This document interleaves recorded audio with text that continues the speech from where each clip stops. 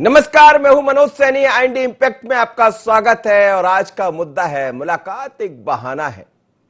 निशाना तो कुछ और है। दरअसल मध्य प्रदेश में अब राज्यसभा चुनाव होने के साथ ही चर्चाएं चल पड़ी है उपचुनाव की। हालांकि पहले से भी काफी राजनीतिक समीकरण देखने को मिल रहे थे। बीजेपी और कांग्रेस ग्वालियर चंबल पर दोनों दलों का ज्यादा फोकस नजर आ रहा है। ग्वालियर चंबल में दरअसल जो बातें कही जा रही है, दलित मतदाता काफी अहम भूमिका में होते हैं और 24 सीटों में 9 सीटें एससी और 1 एसटी के लिए सुरक्षित है। इन सभी सीटों पर करीब 20% दलित मतदाता है। दलित वोट साधने बीजेपी कांग्रेस में सियासी जंग छिड़ी है। एक दूसरे को दलित विरोधी बताने में जुटे हैं दोनों नेता और दूसरी तरफ साधने में भी लगे हैं। राज्यसभा चुनाव में फूल सिंह बरैया को सेकंड वरीयता देने को बीजेपी ने मुद्दा बना रखा है। फूल सिंह बरैया के बहाने उपचुनाव पर बीजेपी की सीधी नजर है। राज्यसभा की रेस से आउट बरैया हो सकते हैं कांग्रेस का ट्रम्प कार्ड। फूल सिंह बरैया का ग्वालियर चंबल के अनुसूचित जाति वर्ग में अच्छे खासी पैठ है। बरैया को चेहरा बना कांग्रेस का प्लान दलित साधने का प्रयास है।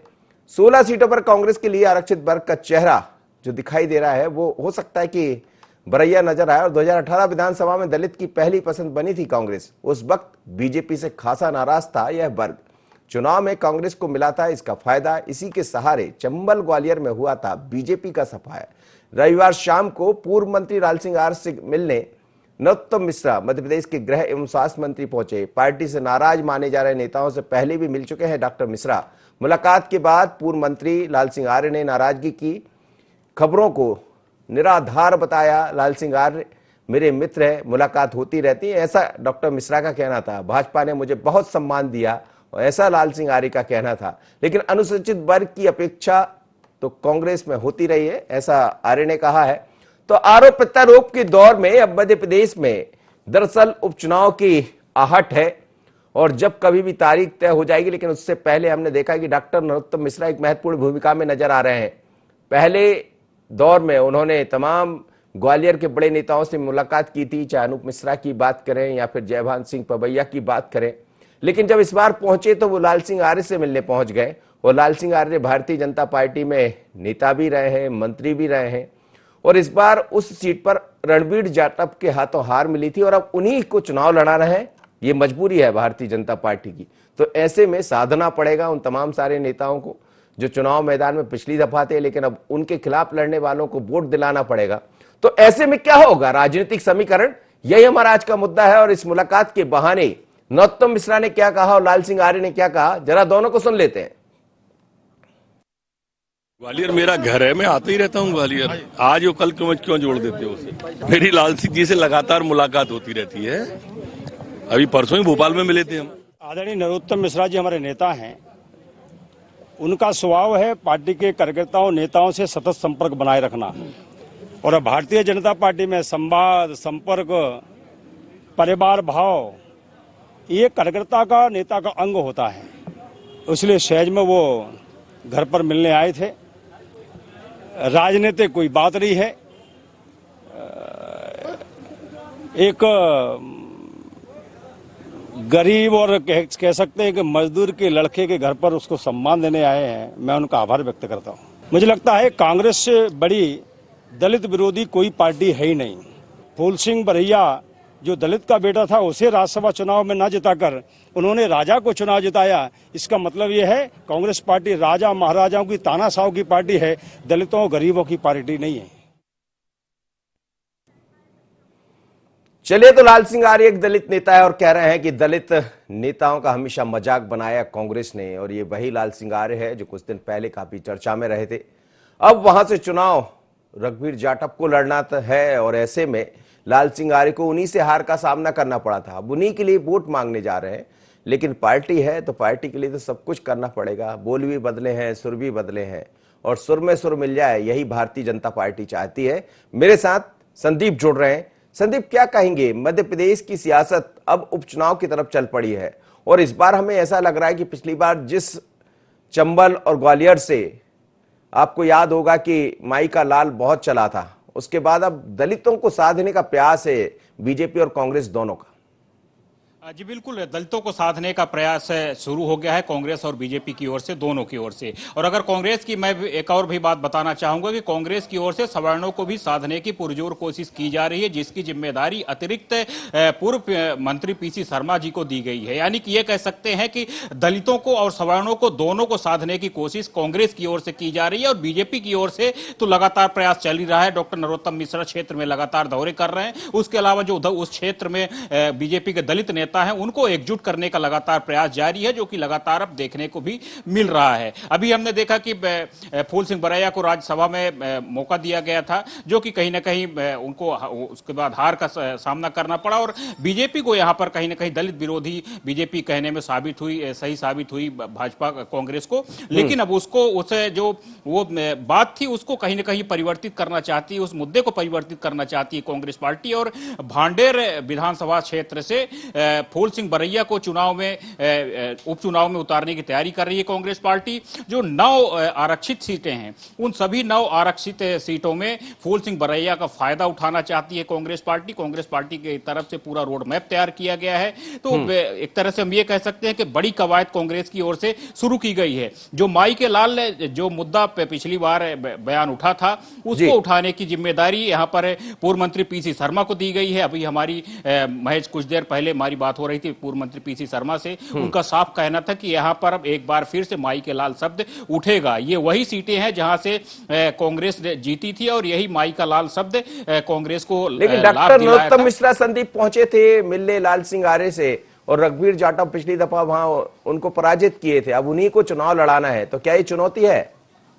बिल्कुल, यहां पर अभी चुनौती मान सकते हैं, क्योंकि देखिए उपचुनाव है। जिस तरह से कांग्रेस पार्टी लगातार इन्हें गद्दार का नाम दे रही है, ये कांग्रेस और उनकी बात है, हालांकि आपस के बीच की बात है। लेकिन जिस तरह से कांग्रेस लगातार इन्हें गलत साबित करने की कोशिश कर रही है, तो कहीं ना कहीं इनके बीजेपी के लिए भी थोड़ी सी चुनौतियां तो हैं। क्योंकि खासकर जिस तरह से आप भी देख रहे हैं कि बीजेपी के जो स्थापित उन क्षेत्रों के कार्यकर्ता हैं, तो कहीं ना कहीं उनमें भी थोड़ी सी एक असमंजस की स्थिति बनी हुई है। वो भी कहीं ना कहीं नाराज नजर आ रहे हैं। तो लगातार उनको साधने की लगातार कवायद चल रही है। आप बने रहिए। 2 मेहमान मेरे साथ जुड़ रहे हैं। भारतीय जनता पार्टी से यशपाल सिसोदिया विधायक हैं भारतीय जनता पार्टी के, उनका स्वागत है। साथ ही मेरे साथ जुड़ रहे हैं दूसरे नेता ब्रजेन जी, आपका भी स्वागत है, और यशपाल जी आपका भी स्वागत है।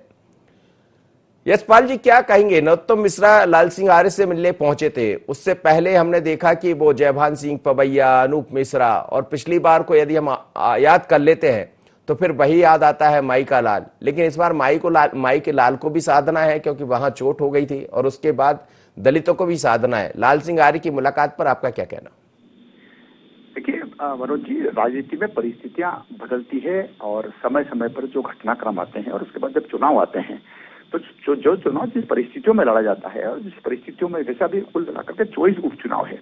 अब ये 24 उपचुनाव भारतीय जनता पार्टी के संगठनात्मक दृष्टिकोण के आधार से न केवल महत्वपूर्ण है, बल्कि सरकार जिस पार्टी का नेतृत्व कर रही है, उस पार्टी की जवाबदेही बनती है कि वो इन सारी उपचुनाव में विजयश्री को प्राप्त कर करके सरकार को ताकत दे, सरकार को मजबूती प्रदान करे। लचर सरकार नहीं चाहिए। बहुमत वाली सरकार हो, स्पष्ट बहुमत वाली सरकार हो, तो काम करने का आनंद की अनुभूति होती है और कहीं किसी प्रकार का विरोध और रुकावट नहीं होती है। अगर लाल सिंह आर्य से मिलने के लिए नरोत्तम जी मिश्रा चले जाते हैं, तो आप ये भी देखिए कि लाल सिंह जी आर्य चुनाव समिति के, प्रबंध समिति के माननीय सदस्य भी है और वरिष्ठ नेता भी हैं, और स्वयं दोनों नेता कह चुके हैं कि हमारा मिलना जुलना एक सहज प्रक्रिया है, आना जाना लगा रहता है। नरोत्तम जी उसी क्षेत्र का प्रतिनिधित्व करते हैं, और लाल सिंह जी आर्य बड़े कद्दावर नेता हैं, और उनसे अगर चर्चा होती है तो निश्चित से नरोत्तम जी को जो एक व्यवस्था संगठन ने चुनाव के प्रबंधन को लेकर के दी होगी, या जिस प्रकार से वो चिंता कर रहे हैं, तो पार्टी तो भारतीय जनता पार्टी है। यही वो पार्टी है जो समय से पहले, जैसा कहते ना कि पानी आने से पहले पाल बांध लेना चाहिए, तो ये सारी व्यवस्था चाक चौबंद करके ही चुनाव के मैदान में भारतीय जनता पार्टी उतरती है। मैं मनोज जी कहना चाहता हूँ कि भारतीय जनता पार्टी का संगठन न केवल ग्वालियर संभल संभाग में, बल्कि हमारे इंदौर उज्जैन संभाग में भी हमारी बैठकें चल रही है। हमारे पन्ना प्रमुख की बैठकें होगी, हमारे ये होगा, हमारा अभी कोरोना के बाद भी हम लोग जिस प्रकार से इस रणनीति में घर पर बैठ करके जो संवाद कर रहे हैं, वीडियो कॉन्फ्रेंसिंग के माध्यम से हमारी तैयारी चल रही है, संगठन जिस प्रकार से चिंता लगता कांग्रेस में तो संगठन है नहीं, इसलिए उनको इन चीजों को तो ऐसा लगता है कि क्यों मिलने चले गए। अरे भैया चुनाव की प्रक्रिया का एक दौर है और चुनाव की इस प्रक्रिया के अंतर्गत यादव मेरे साथ जुड़े, उन्हीं से जवाब ले लेता हूं।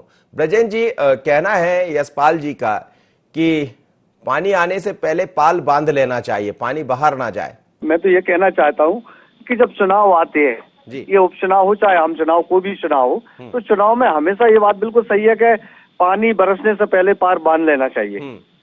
ये सत्य है। जब हम चुनाव मैदान में उतर रहे हैं और पार्टी चुनाव मैदान में उतर रही है, तो ये तो स्वाभाविक है कि आदमी को एक दूसरे के पास जाना पड़ता है और जाना चाहिए।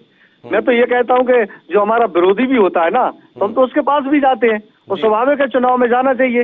भाई अपन को तो एक एक वोट की अहमियत है, एक एक वोट को एक एक कार्यकर्ता को मनाना है। हो सकता है कोई कारणवश किसी कारण से अगर कोई रुष्ट भी है, व्यक्तिगत है या पार्टी से, तो ये फर्ज बनता है हमारा कि हम उसके घर जाए, उसको मनाए, उससे बात करें, उसको अपनी ओर लाए। तो स्वाभाविक है, इसमें कोई नई बात थोड़ी है। यशपाल जी, लेकिन जो आप कह रहे हैं कि जिस तरह की स्थितियां दिखाई दे रही, पीसी शर्मा कह रहे थे कि इस बार भी माई का लाल दिखाई देने वाला है, तो आप माई को लाल को भी संभाल लेंगे और बाकी लोगों को भी संभाल लेंगे? मैंने प्रारंभ में कहा मनोज जी, चुनाव के पहले और चुनाव के मध्य और चुनाव के बाद अलग अलग परिस्थितियां आती है। आज पूरे घटनाक्रम को अगर आप देखिए, चलिए कांग्रेस ने तो बहुत ज्यादा हवा बनाने की कोशिश करी थी पूरे मध्य प्रदेश में। ये बात अलग है कि कुछ परिस्थितियां बदली और भारतीय जनता पार्टी की जगह कांग्रेस कमलनाथ जी के नेतृत्व में सरकार बना गई। लेकिन किसान आंदोलन तो मंदसौर नीमच जिले का था मनोज जी, और किसान आंदोलन को 2 बरस तक भुनाया। तो ये जो मुद्दे हैं तात्कालिक मुद्दे होते हैं। आप जिस प्रकार से माइकलाल का कह रहे हो, घटनाक्रम निकल गया है।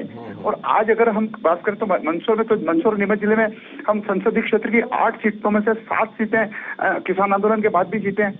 और जो हरदीप सिंह जी डंग की जो चुनाव हरदीप जीते थे किसान आंदोलन के दौरान, बाद में वो भी मात्र 300 साढ़े 300 वोटों के मार्जिन से जीते। और आज वही हरदीप सिंह जी हमारी विचारधारा से जुड़ करके हमारे साथ आ गए। तो ये पीसी शर्मा साहब का जो बयान है, तो ये भड़कन है। इसका मतलब पीसी शर्मा साहब को स्वर्ण लोगों के वोटों की जरूरत नहीं है। माइकलाल कहकर कहते हैं कि उस बात को दोहराया जाएगा, तो फिर स्वर्ण लोग अगर माइकलाल के शब्द पे अगर नाराज हैं, तो क्या अनुसूचित जाति जनजाति वाले लोग क्या कांग्रेस को वोट नहीं करेंगे, या उनके वोटों की आवश्यकता नहीं है क्या? ये इस प्रकार से जो बयान बैठे बैठे देते हैं, ये चुनाव के ऊपर इसका मनोज जी कोई असर नहीं होता है। चुनाव होता है पॉलिसी के आधार पर, व्यवस्थाओं के आधार पर, संगठन की ताकत के आधार पर। सारी व्यवस्थाएं जब चाक चौबंद होती है, जब अभी वर्तमान में सरकार भारतीय जनता पार्टी की है और भारतीय जनता पार्टी की सरकार और 24 चुनाव हमारे दल के नेतृत्व में होना है। तो आप देखिए, फूल सिंह जी बरैया को क्यों ओडिशा में पहले वोट नहीं मिले, क्यों दिग्विजय सिंह जी को भारी भरकम वोट मिल गए? तो ये अब कांग्रेस इसका जवाब देवे कि उन्होंने फूल सिंह जी बरैया और उनके लिए थोड़े वोट तो बढ़ा सकते थे। 5 वोट दिग्विजय सिंह जी को कम मिल जाते, क्या फर्क पड़ता? 50-52 मिल जाते। उनको तो 57-56 वोट आपने दिलवा दिए और फूल सिंह जी की सुई वहीं के वहीं अटका दिया आपने। तो ये इस प्रकार से कांग्रेस दोहरा चरित्र है, कांग्रेस दोहरा चरित्र खेलती है। ब्रजेन जी, कितनी बड़ी चुनौती है। पिछली दफा आप जब चुनाव लड़ रहे थे तो कांग्रेस से वोट ले रहे थे, इस बार भारतीय जनता पार्टी से लेना। और आप देखिए कि रघुवीर सिंह जाटव भी वहां से चुनाव मैदान में है और स्वाभाविक है कि जिनके सामने लड़े थे अब उनको ही वोट आपको दिलवाना है। तो ये तो आपके लिए भी दिक्कतें होंगी सामने। नहीं, देखो साहब, ऐसा है कि हमने जो चुनाव लड़ा था, मैंने उपचुनाव भी लड़ा, फिर आम चुनाव भी लड़ा। तो वैसे अधिकतर तो जो चुनाव होता है विकास के नाम पर होता है, और हमने विकास के नाम पर ही चुनाव लड़ा था। हमने कहा 15 साल हमने भारतीय जनता पार्टी का विरोध किया, उस सरकार का विरोध किया हमने कांग्रेस पार्टी में रहकर, और हमने जैसे तैसे कांग्रेस की सरकार बनाई। और जनता ने जो हमसे अपेक्षा रखी कि 15 साल बाद सरकार बदल रही है तो अब और ज्यादा विकास कार्य होंगे, कार्यकर्ता की सुनी जाएगी, ये सारी बातें थी। लेकिन सरकार बनने के बाद जो हमको अपेक्षाएं थी सरकार से और जनता को हमसे अपेक्षाएं थी, लेकिन उन अपेक्षाओं पे न सरकार खरा उतर पाई, न हमारे मुख्यमंत्री जी खरा उतर पाए, कमलनाथ जी। और जो हम सोच रहे थे और जो जनता ने सोचा था उसमें हम 1% भी कुछ क्षेत्र में नहीं कर पाए। मैं कहूंगा 15 महीने की सरकार में मैं रहा, 15 महीने में मैं अपने क्षेत्र में एक भी विकास कार्य नहीं आ पाया। जब हम जनता के बीच में जाते तो जनता सबसे पहले पूछती कि भैया किसान कर्ज का क्या हुआ, कर्ज माफी अभी तक नहीं हुई। आपने तो हमसे वादा किया था सरकार ने कि 10 दिन में कर्ज माफ कर देंगे, और 10 दिन में अगर कर्ज माफ नहीं हुआ तो राहुल गांधी जी ने कहा था कि 11 दिन मुख्यमंत्री बदल देंगे। तो जब जनता के बीच में आप इतना बड़ा झूठ बोल रहे हैं, 15 महीने तक आप कर्ज माफ नहीं कर रहे, मुख्यमंत्री कन्यादान योजना का आपने राशि बढ़ाकर 51,000 रुपए कर दिए, आपने आज तक उनके खाते में 1 रुपया नहीं गया, एक साल उनकी शादियों को हो गए। ये बहुत सारी ऐसी योजना थी कि जिन पर केवल झूठ बोला जा रहा था जी। और जब विकास की बात आती पता चलता कि आज मुख्यमंत्री जी कहाँ है कि छिंदवाड़ा है। भैया ये विकास कार्य कहाँ जा रहा है, पैसा कहाँ जा रहा है कि छिंदवाड़ा जा रहा है। एक छिंदवाड़ा जिले को आपने पूरा मध्य प्रदेश बना दिया, 12,000 करोड़ के काम अकेले छिंदवाड़ा जिले में कर दिए। क्या भैया पूरे मध्य प्रदेश की जनता छिंदवाड़ा में रहती है? क्या हमारे जिले में अशोकनगर में नहीं रहती, मुंगावली में नहीं रहती का?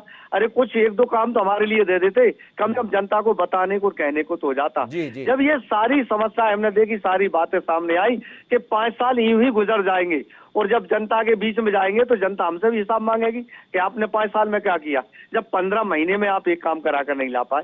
तो ये सारी बातें देखकर हमने मतलब ये निर्णय लिया कि कल जनता के बीच में जाएंगे, कम से कम कुछ लेकर तो जाए, कुछ कर कर तो जाए। तो हमने अपनी भारतीय जनता पार्टी में हमने सदस्यता ग्रहण की, कांग्रेस पार्टी से हमने रिजाइन दिया, अपनी पार्टी से रिजाइन दिया, हमने यहाँ तक कि अपनी विधानसभा सदस्यता से भी इस्तीफा दे दिया। जी जी जी जी। और मैं ये कहना चाहता हूँ, बड़े गर्व से कह रहा हूँ, हमने विरोध किया था जिस पार्टी का, और मैंने देखा मेरे उपचुनाव में जो 5 साल नहीं 15 साल में काम नहीं होते, वो मेरे उपचुनाव में माननीय शिवराज सिंह जी ने जो घोषणाएं की थी, सारे काम मेरी विधानसभा में हो रहे हैं। और वही फिर मुझको अपेक्षा है, मैंने अभी जो कामों की सूची उनको दी थी माननीय शिवराज सिंह जी को, तो मेरे सारे काम आज भी वो स्वीकृत कर रहे हैं, वो स्वीकृत कर दिए, कुछ बाकी के स्वीकृत कर रहे हैं। मैं जनता से यही तो कह रहा हूँ कि भैया 15 महीने में मैं कुछ नहीं कर पाया, लेकिन मेरे ये 6 महीने में आप काम देख लो। वो पिछले 6 महीने में अब जो उपचुनाव होने जा रहा, जो 5 साल में नहीं करा पाता, वो ये 6 महीने में पूरे काम करा दूंगा। चलिए वजन जी बने रहिए आप। संदीप से मैं जोड़ना चाहूंगा, फिर वापस यशपाल जी के पास लौटूंगा। संदीप मेरी आवाज सुन पा रहे हैं? संदीप क्या कहेंगे, जिस तरह से जो स्थितियां दिखाई दे रही है, जैसा कह रहे हैं ब्रजेंद्र जी मेरे साथ जुड़े हैं,